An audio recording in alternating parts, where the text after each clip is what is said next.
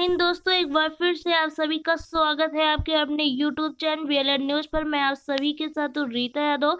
तो दोस्तों, आज का वीडियो एमएड एंट्रेंस एग्जाम देने जा रहे छात्रों के लिए काफ़ी ज़्यादा इम्पोर्टेंट होने वाला है। जी हाँ दोस्तों, जैसा कि आप सभी लोग स्क्रीन पर देख रहे होंगे, आज की इस वीडियो पर मैं आप सभी को एमएड एंट्रेंस एग्जाम से रिलेटेड इंपॉर्टेंट क्वेश्चन के बारे में बताऊंगी जो परीक्षा में कई बार पूछे जा चुके हैं। तो दोस्तों, वीडियो के अंत तक हमारे साथ बने रहिएगा। चैनल पर नया है तो चैनल को सब्सक्राइब जरूर कर लीजिएगा, क्योंकि इस चैनल के माध्यम से शिक्षा जगत से जुड़ी जो भी छोटी बड़ी अपडेट होती है वो आप तक सबसे पहले पहुंचा दी जाती है। तो आइए चलते हैं इंपॉर्टेंट क्वेश्चन की ओर। तो दोस्तों, हमारा पहला क्वेश्चन है, चाइल्डहुड एंड सोसाइटी के रचयिता कौन है। चाइल्डहुड एंड सोसाइटी एक बुक का नाम है। पूछा जा रहा है कि इसके जो राइटर है, जो लेखक है, वो कौन है। तो ऑप्शन नंबर बी इसका राइट आंसर है। एरिक्सन द्वारा ये बुक लिखी गई थी। मोस्ट इंपॉर्टेंट बुक है दोस्तों, इसे रट लीजिएगा कि चाइल्डहुड एंड सोसाइटी बुक के जो राइटर है वो एरिक्सन है। आइए नेक्स्ट क्वेश्चन की ओर बढ़ते हैं। हमारा नेक्स्ट क्वेश्चन है, पूछा जा रहा है कि वुड डिस्पैच एंड शिक्षा का मैग्ना कार्टा कब आया था। दोस्तों, बता दूं कि ये क्वेश्चन दो तरह से पूछा जाता है और कई बार पूछा जा चुका है कि जो शिक्षा का मैग्ना कार्टा है वो किसे कहते हैं। तो आप आंसर देंगे वुड डिस्पैच। अगर आपसे पूछ लिया जाए कि जो वुड डिस्पैच है वो कब आया था, तो इसका राइट आंसर होगा ऑप्शन नंबर बी। 1854 में जो है वुड डिस्पैच आया था, डलहौजी के समय। आइए नेक्स्ट क्वेश्चन की ओर बढ़ते हैं। हमारा नेक्स्ट क्वेश्चन है, पूछा जा रहा है कि एनपीएसटी का जो फुल फॉर्म है वो क्या होता है। तो इसका फुल फॉर्म होता है national professional standards for teacher. Option number A इसका राइट आंसर है। आइए नेक्स्ट क्वेश्चन की ओर हम बढ़ते हैं। हमारा नेक्स्ट क्वेश्चन है, दुर्गाबाई देशमुख समिति जो है इसका गठन कब किया गया था। दोस्तों, बता दूं ये क्वेश्चन दो प्रकार से पूछा जाता है। कई बार ये पूछा गया कि दुर्गाबाई देशमुख समिति का जो संबंध है वो किससे है। तो याद रखिएगा, दुर्गाबाई देशमुख समिति का जो संबंध है वो महिला शिक्षा के सुधार से है। अगर आपसे पूछ लिया जाए कि दुर्गाबाई देशमुख समिति का जो गठन है वो किस सन को हुआ था, तो सन 1958 में जो है दुर्गाबाई देशमुख समिति का गठन किया गया था। आइए नेक्स्ट क्वेश्चन की ओर बढ़ते हैं। हमारा नेक्स्ट क्वेश्चन है, चिंतनशील सोच की चर्चा सबसे पहले किस मनोवैज्ञानिक द्वारा की गई थी। तो दोस्तों, इसका राइट आंसर है ऑप्शन नंबर ए, डीवी द्वारा जो है सबसे पहले चिंतनशील सोच की चर्चा की गई थी।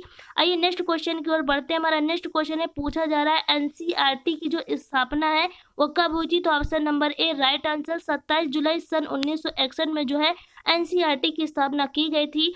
आइए नेक्स्ट क्वेश्चन की ओर बढ़ते हैं। हमारा नेक्स्ट क्वेश्चन है, तरल ठोस बुद्धि का सिद्धांत किसने दिया। दोस्तों, बुद्धि वाला टॉपिक काफी इंपॉर्टेंट है, इसलिए आप सभी से अच्छे से पढ़ लीजिएगा।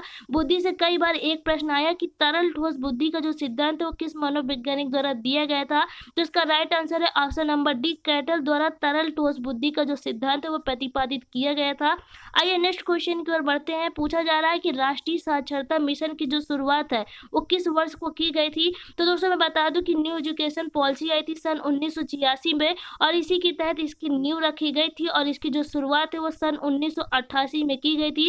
तो याद रखिएगा, राष्ट्रीय साक्षरता मिशन की शुरुआत सन 1988 में हुई थी। आइए नेक्स्ट क्वेश्चन की ओर बढ़ते हैं। पूछा जा रहा है कि भारत देश में जो सबसे पहले न्यू एजुकेशन पॉलिसी आई थी 1968 वाली, इसकी शुरुआत किसके द्वारा की गई थी। तो इसका राइट आंसर है option number C, Indira Gandhi द्वारा की गई थी। दोस्तों, 1968 के बाद 1986 वाली जो है हमारी राष्ट्रीय शिक्षा नीति आई थी और ये किसके समय आई थी, राजीव गांधी के समय। इसे भी याद रखिएगा, ये भी प्रश्न जो है आपसे पूछा जा सकता है। आइए नेक्स्ट क्वेश्चन की ओर बढ़ते। पूछा जा रहा है, जो दूरदर्शन चैनल है इसकी जो स्थापना है, इसका स्थापना वर्ष कब है। तो दोस्तों, इसका राइट आंसर है ऑप्शन नंबर बी, 15 सितंबर सन 1959 में जो है दूरदर्शन की स्थापना की गई थी। आइए नेक्स्ट क्वेश्चन की ओर बढ़ते। पूछा जा रहा है, जो सूचना का प्रकरण है ये सिद्धांत किस मनोवैज्ञानिक द्वारा प्रतिपादित किया गया था। तो दोस्तों, इसका राइट आंसर है option number A, Robert Sternberg द्वारा जो है सूचना प्रकरण सिद्धांत का प्रतिपादन किया गया था। आइए नेक्स्ट क्वेश्चन की ओर बढ़ते हैं। पूछा जा रहा है कि सीबीएसई जो है central board of secondary education, इसका फुल फॉर्म भी याद रखिएगा। पूछा जा रहा है इसकी स्थापना वर्ष क्या है। तो option number A right answer, 3 नवंबर सन 1962 पर सीबीएसई की जो स्थापना है वो की गई थी। आइए नेक्स्ट क्वेश्चन की ओर बढ़ते हैं। हमारा नेक्स्ट क्वेश्चन है, पूछा जा रहा है जो मनोसामाजिक विकास का सिद्धांत है वो किस मनोवैज्ञानिक द्वारा प्रतिपादित किया गया था। दोस्तों, मोस्ट इंपॉर्टेंट सिद्धांत कई बार पूछा जा चुका है। एरिक्सन द्वारा जो है मनोसामाजिक विकास सिद्धांत का क्या है, प्रतिपादन किया गया था। आइए नेक्स्ट क्वेश्चन की ओर बढ़ते हैं। पूछा जा रहा है जो हंसा मेहता समिति है, दोस्तों बता दूं कि हंसा मेहता समिति का संबंध जो है वो महिला की शिक्षा से है। महिलाओं की शिक्षा हेतु जो है हंसा मेहता समिति का गठन किया गया था। पूछा जा रहा है इसका जो गठन है वो कब किया गया था, तो राइट आंसर है ऑप्शन नंबर ए, सन 1962 में जो है हंसा मेहता समिति का गठन किया गया था। ये विगत वर्ष में ही पूछा गया है, तो इसे दोस्तों याद रख लीजिएगा। आइए नेक्स्ट क्वेश्चन की ओर बढ़ते हैं। यदि आपसे पूछ ले कि सामाजिक अधिगम का सिद्धांत, प्रत्यक्ष का सिद्धांत, प्रतिरूप का सिद्धांत, अवलोकन का सिद्धांत, या फिर आपसे पूछ ले सामाजिक संज्ञानात्मक का सिद्धांत किस मनोवैज्ञानिक द्वारा प्रतिपादित किया गया था, तो दोस्तों इसका राइट आंसर है ऑप्शन नंबर ए, अल्बर्ट बांडुरा द्वारा जो है इन सिद्धांतों का प्रतिपादन किया गया था। कई बार दोस्तों जो है इंग्लिश में पूछ लिया जाता है कि सोशल लर्निंग थ्योरी किस मनोवैज्ञानिक की है, तो याद रखिएगा इसका इंग्लिश वर्ड भी सोशल लर्निंग थ्योरी। अगर आपसे पूछ ले तो आप आंसर लगाएंगे अल्बर्ट बांडुरा। आइए नेक्स्ट क्वेश्चन की ओर बढ़ते हैं। पूछा जा रहा है राधा कृष्ण आयोग, जिसे हम विश्वविद्यालय आयोग के नाम से भी जानते हैं, ये कब आया था, तो दोस्तों सन 1948 और 49 में जो है इसका गठन किया गया था। आइए नेक्स्ट क्वेश्चन की ओर बढ़ते हैं। हमारा नेक्स्ट क्वेश्चन है अधिगम का क्षेत्रीय सिद्धांत। पूछा जा रहा है जो अधिगम का क्षेत्रीय सिद्धांत है, और अगर आपसे पूछ ले तल रूप अधिगम का सिद्धांत, तो आप इसका राइट आंसर लगाएंगे कुर्ट लेविन। जी हाँ दोस्तों, ऑप्शन नंबर बी इसका राइट आंसर है। अधिगम का जो क्षेत्रीय सिद्धांत है तल रूप अधिगम का सिद्धांत या थ्री फेज थ्योरी, अगर आपसे इंग्लिश में पूछ ले तो आप कहेंगे थ्री फेज थ्योरी, और इसका प्रतिपादक कौन है, तो कुर्ट लेविन है। दोस्तों इंग्लिश वर्ड भी मैंने लिख रखा है, क्योंकि कई बार जो है इंग्लिश से ही आप लोगों से क्वेश्चन पूछ लिया जाता है। आइए नेक्स्ट क्वेश्चन पढ़ लेते हैं।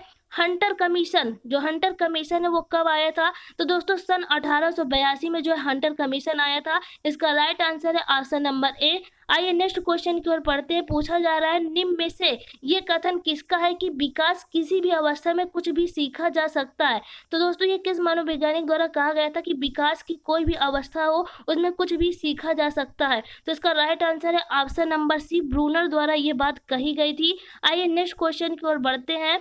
हमारा नेक्स्ट क्वेश्चन है निर्धारण विधि, क्रम निर्धारण, मापनी विधि, रेटिंग स्केल, तीनों विधि में से कोई भी विधि आपसे ये पूछ लिया जाए कि ये किसके द्वारा प्रतिपादित की गई थी, मोस्ट इंपॉर्टेंट दोस्तों विधि ये पूछी जा चुकी है कई बार, इसलिए इसे रट लीजिएगा। मैं बता दूं कि इस वीडियो पर जो भी क्वेश्चन मैं आप लोगों को बता रही हूँ विगत वर्ष में पूछे जा चुके हैं, सभी क्वेश्चन बहुत ही इंपॉर्टेंट है, इसलिए आप सभी लोग इसे रट लीजिएगा। यहाँ से क्वेश्चन जरूर आएगा आप लोगों को एंट्रेंस एग्जाम पे।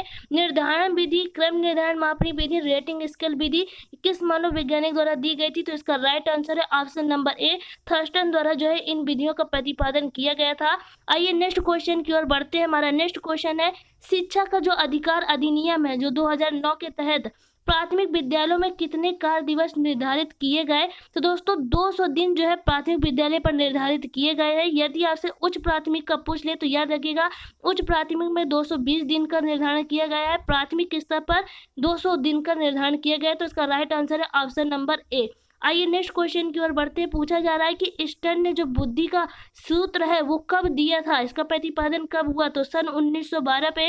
दोस्तों कई बुक में आपको 1911 या 13 भी देखने को मिलेगा, एक साल आगे पीछे, तो आप लोग घबराइएगा नहीं, उसके ऑप्शन के अकॉर्डिंग जो है आप आंसर को टिक कर दीजिएगा। आइए नेक्स्ट क्वेश्चन की ओर बढ़ते हैं।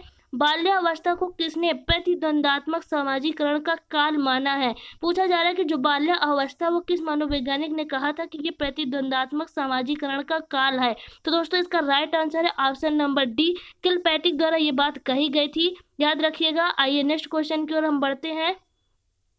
हमारा नेक्स्ट क्वेश्चन है, पूछा जा रहा है जो समाज मिति विधि है। दोस्तों मैं बता दूं कि विधि से क्वेश्चन जरूर पुटअप किया जाता है, इसलिए आप सभी लोग विधि को जो है अच्छी तरह से पढ़ लीजिएगा। जो इंपॉर्टेंट विधि है वो मैंने आप लोगों को इस वीडियो पर बता दी है। पूछा जा रहा है समाज मिति विधि कौन सी है, तो इसका राइट आंसर है ऑप्शन नंबर ए, मोरोनो द्वारा जो है समाज मिति विधि का निर्धारण, माफ कीजिएगा, प्रतिपादन किया गया था। आइए नेक्स्ट क्वेश्चन की ओर बढ़ते हैं। समान तत्वों का जो सिद्धांत है वो किस मनोवैज्ञानिक द्वारा दिया गया था, ऑप्शन नंबर बी इसका राइट आंसर है, थॉर्नडाइक द्वारा जो है समान तत्वों के सिद्धांत का प्रतिपादन किया गया था। आइए हम नेक्स्ट क्वेश्चन की ओर बढ़ते हैं। हमारा पूछा जा रहा है लास्ट क्वेश्चन है ये, बाल अंतर्बोध परीक्षण कैट का जो है ये परीक्षण किसके द्वारा किया गया था, तो दोस्तों इसका राइट आंसर है लियोपोल्ड बैकल। जी हाँ दोस्तों, लियोपोल्ड बैकल द्वारा जो है कैट परीक्षण का प्रतिपादन किया गया था।